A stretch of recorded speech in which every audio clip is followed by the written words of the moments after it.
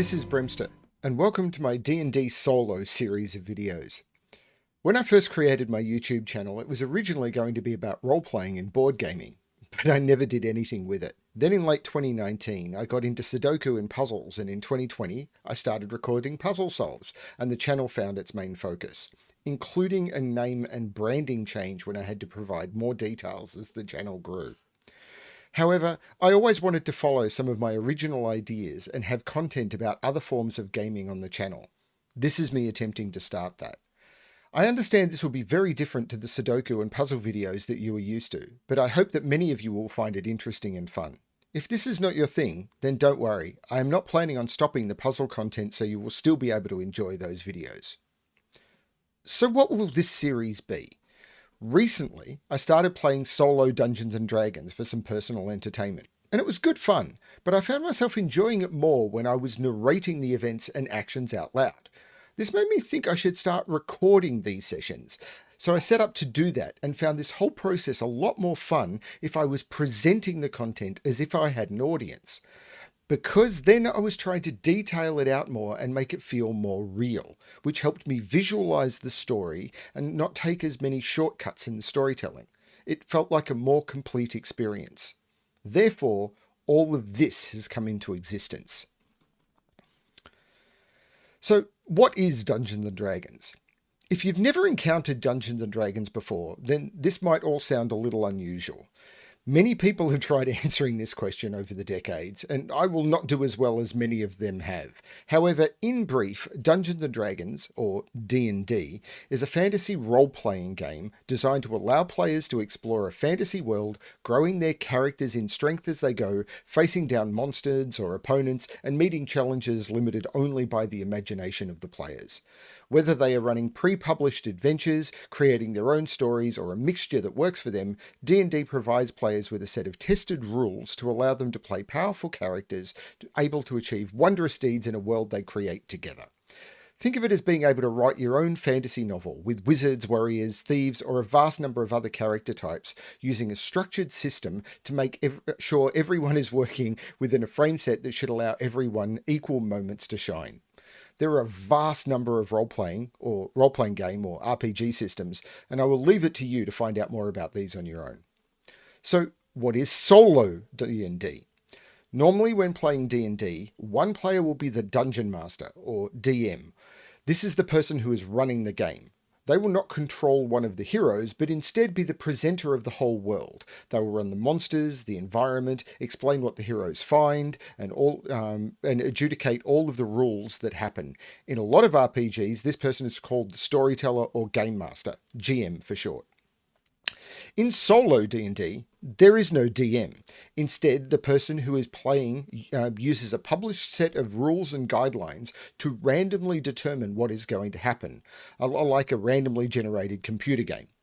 The difference is the player is still creating the story, but also controlling the characters that are playing through the story, using the D&D rules to interact with the world that is being created. It's a bit like writing a novel without editing or revision, where they don't know what is going to happen or what the goal is likely to be. Yet they are still in charge. The goal is for them to do what is fun.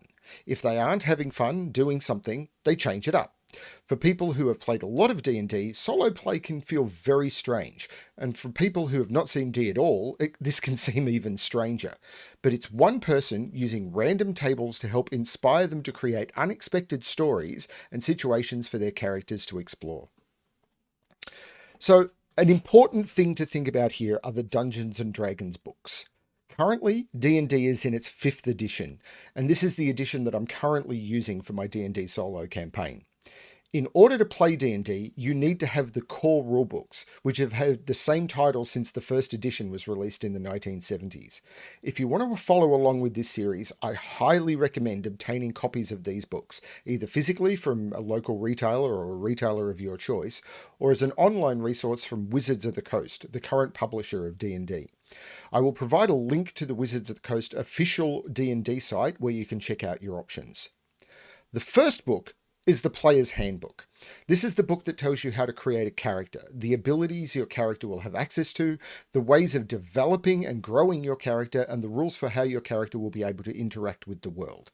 If you are a player in a game of D&D, this is the book you should own. But if you're also running a game of D&D or playing D&D solo, you'll need the following 2 books. The second book is the Dungeon Master's Guide. This is the book for the DM and provides all of the details on how to run the game, including rules on how to create a world, make interesting stories, and all the details on how to run a coherent world that the players will interact with. This also contains a lot of the treasures that the characters will obtain on their adventures that the DM can reveal only as the players need them. The final core rulebook is the Monster Manual. This book contains many of the fundamental monsters and that are the core of the D&D game, including their statistics and abilities, their ecology, their background, and how to run them in a game. Think of it as an encyclopedia of strange and bizarre creatures. There have been various editions of the Monster Manual, and you can never have enough monsters as options for your heroes to encounter, so there are always more monster books being released.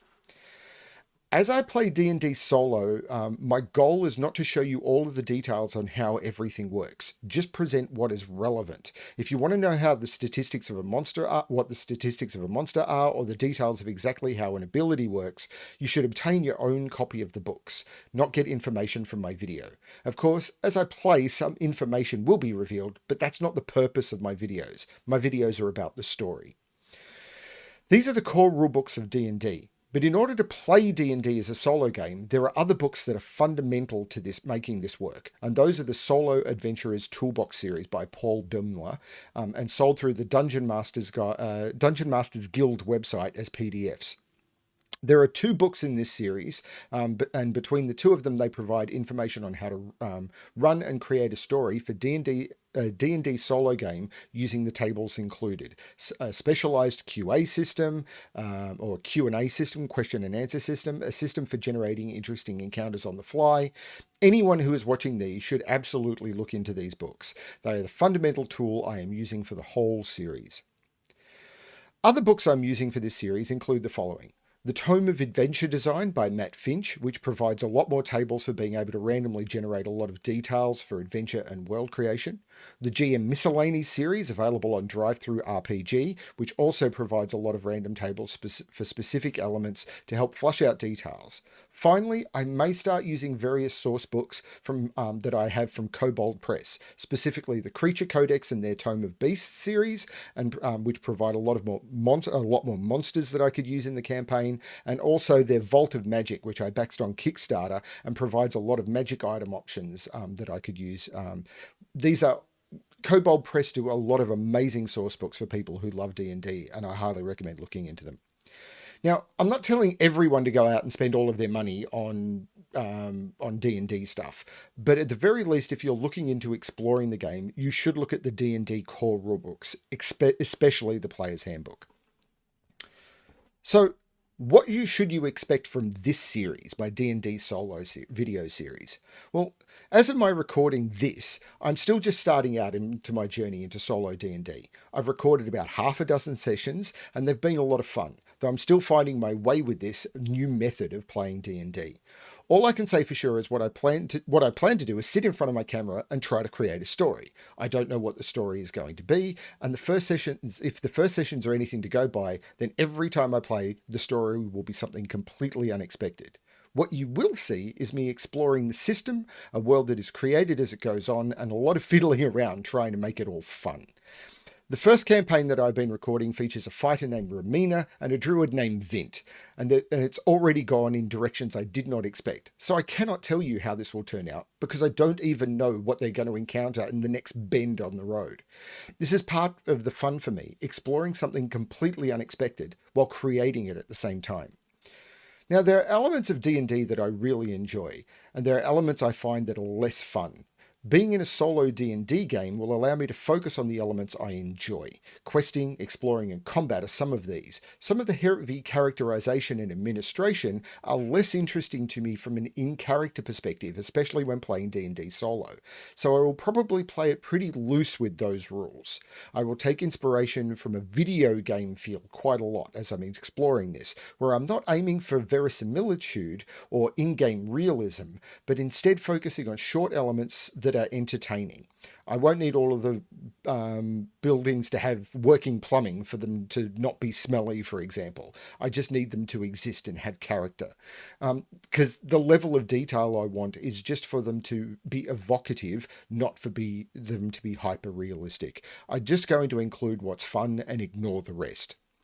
Now, D&D does come with some administration, and I expect at times there will be periods when I will need to create things in advance or plan things out for character background or character development. It's possible some of these will be recorded and posted as well. But if this happens, I will try to flag those in some way so that you are clear that if you do want to avoid spoilers or aren't interested in the administration, you'll just be able to skip those videos. It's also likely that I may end up running multiple stories at the same time. Anyone who has played D&D or any RPG for a long time will know that sometimes you want to mix things up, and often people involved in several RPG games at the same time. I already have an idea for a second D&D solo game that would be a little different to the first, and I have character ideas in mind. So it's possible I may end up alternating between the two stories, or playing based on the mood that takes me.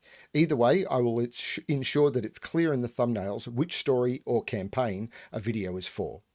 I also can't say how often I will publish these videos. The goal is to play when the mood strikes me and I have time. If that's every day for a week and then nothing for a few weeks, then that's how it'll be.